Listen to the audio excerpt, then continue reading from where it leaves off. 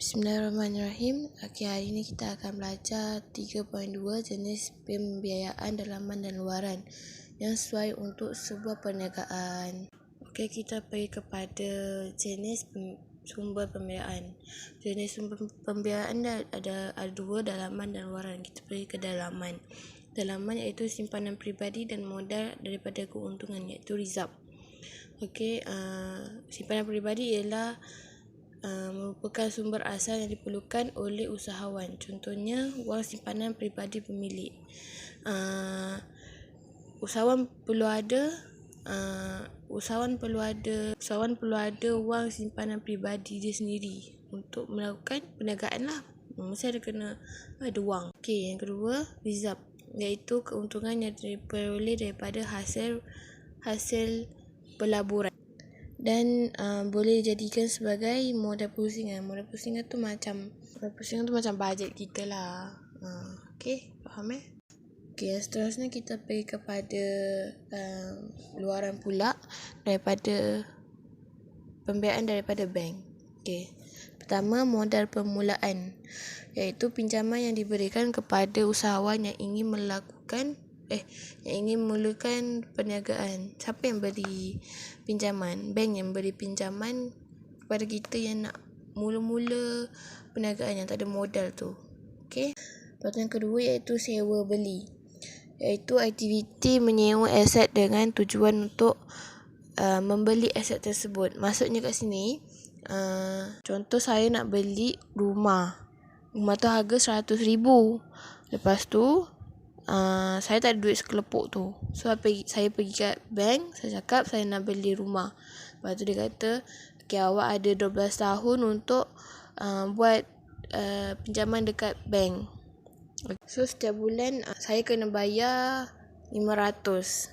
So dalam 12 tahun tu saya setiap bulan kena bayar RM500. Nanti kalau dah habis tempoh 12 tahun tu, jadi rumah tu jadi milik saya.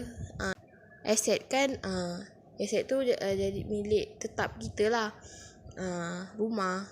Lepas tu pajakan, iaitu membolehkan usahawan menggunakan sesebuah mesin atau jentera dengan cara menyewakannya. Maksudnya, contoh saya ni ada perniagaan yang memerlukan mesin, tapi saya tak ada duit lagi, tak ada lebih nak beli mesin. So saya pergi bank, saya cakap saya nak sewa mesin nak buat dough. So nanti dia buat dalam berapa bulan, contoh 10 bulan. So tiap bulan tu kena bayar 200. So dah habis 10 bulan, nanti mesin tu akan jadi milik bank. Faham Lepas tu kita pergi kepada share. Share ialah bahagian dalam modal suatu perniagaan atau saham lah. Kita tahu kan share itu saham. Kita pergi kepada overdraft, kemudahan kredit yang disediakan oleh bank perdagangan untuk pemegang akaun semasa.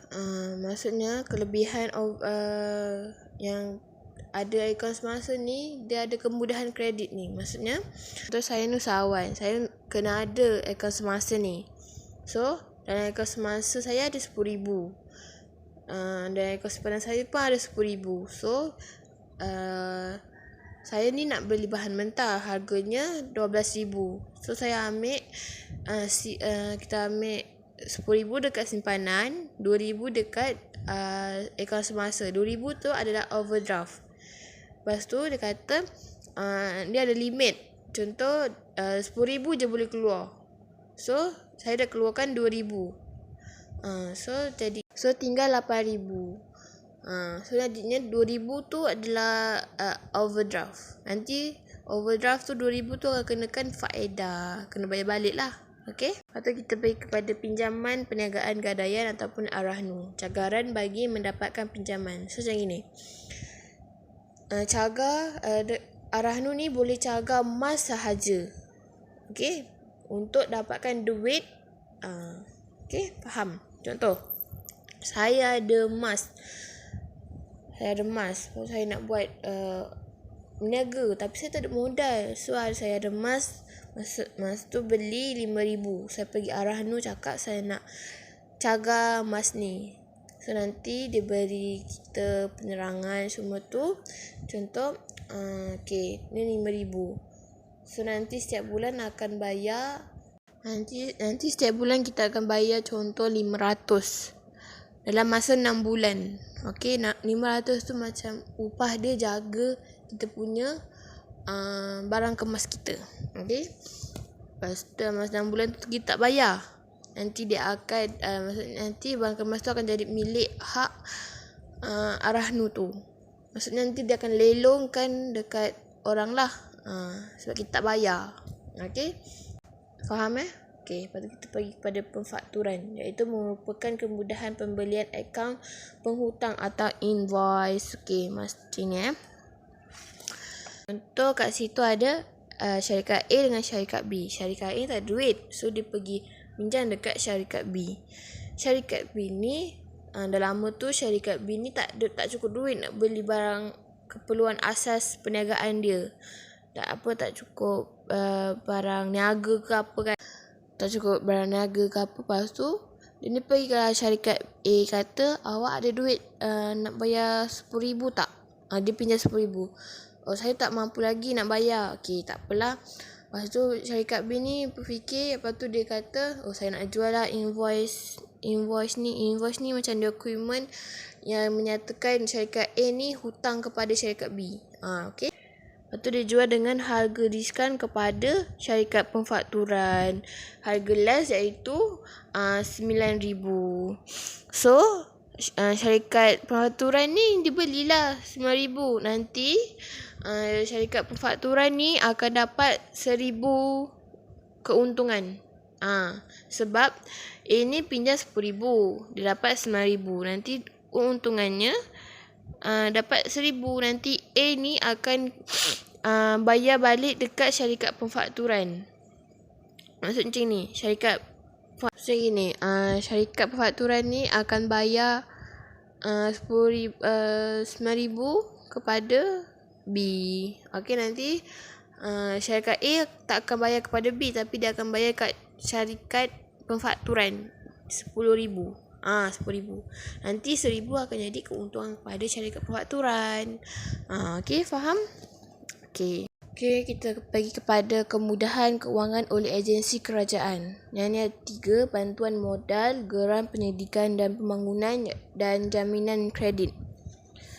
Okey, bantuan modal ni pembiayaan daripada agensi kerajaan lebih mudah untuk diperoleh.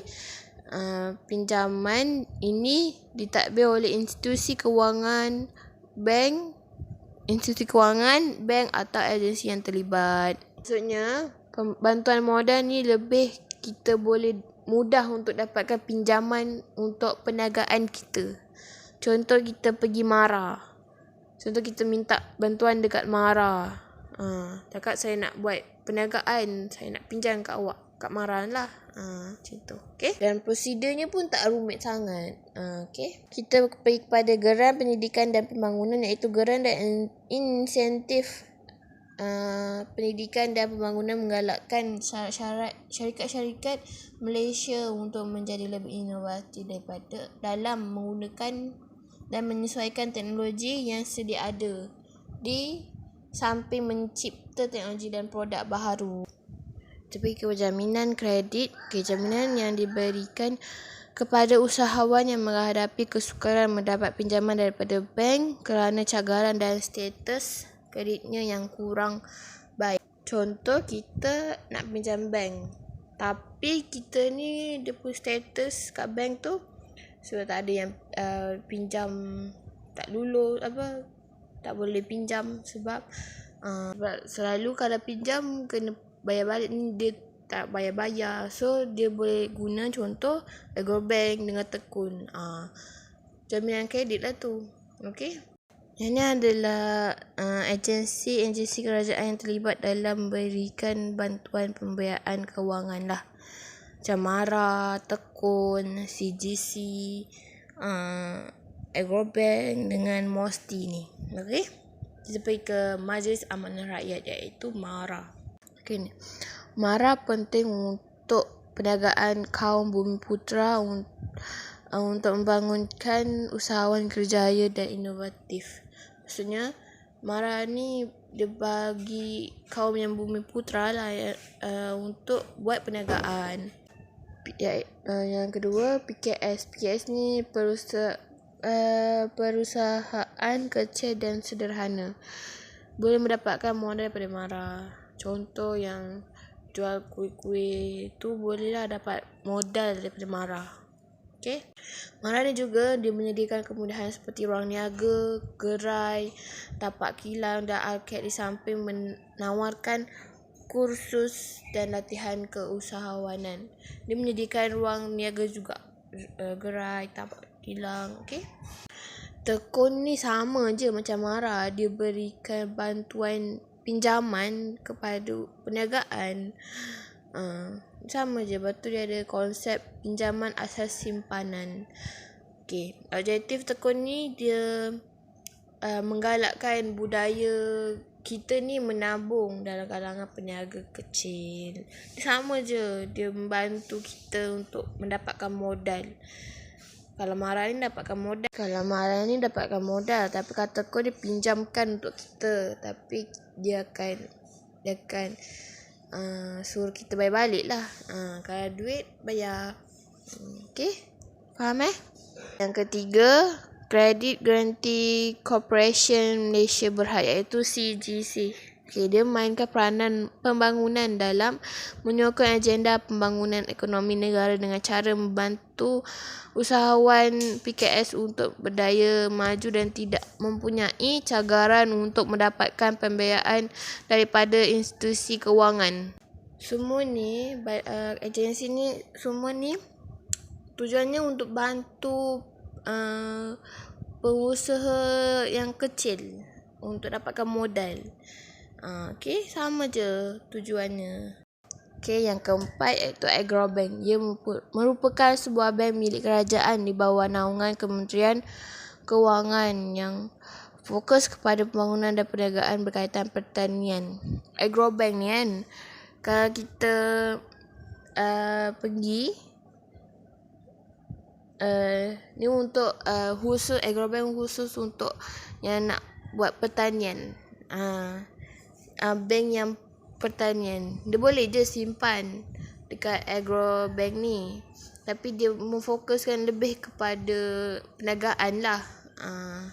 Okay. Agrobank ni dia mempunyai dana disediakan, antaranya modal usahawan satu Malaysia musim I dan kemudahan pembiayaan modal kerja satu tawarruk. Yang terakhir, program Agropreneur Muda PAM.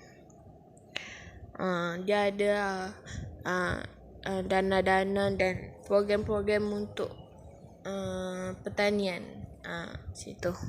Okay, faham Tak faham boleh tanya. Okay.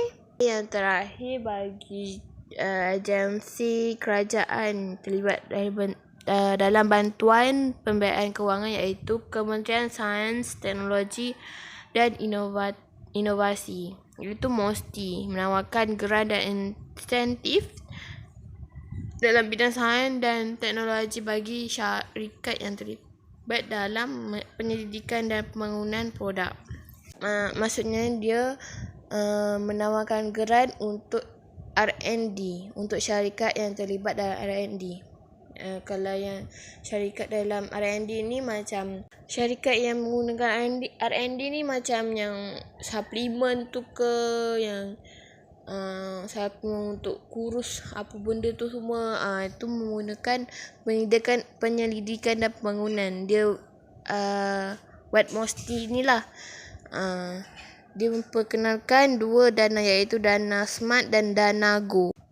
Dana ni bertujuan untuk mencari usahawan atau penyidik yang boleh memberi penyelesaian terhadap keperluan strategik dan keutamaan dalam bidang teknologi pemprosesan dan produk.